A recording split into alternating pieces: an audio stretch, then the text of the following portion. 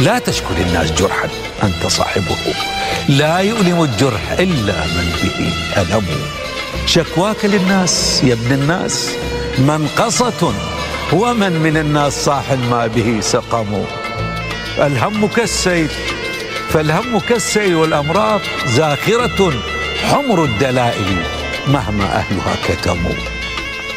فإن شكوت لمن طاب الزمان له، عيناك تغلي ومن تشكو له صنم.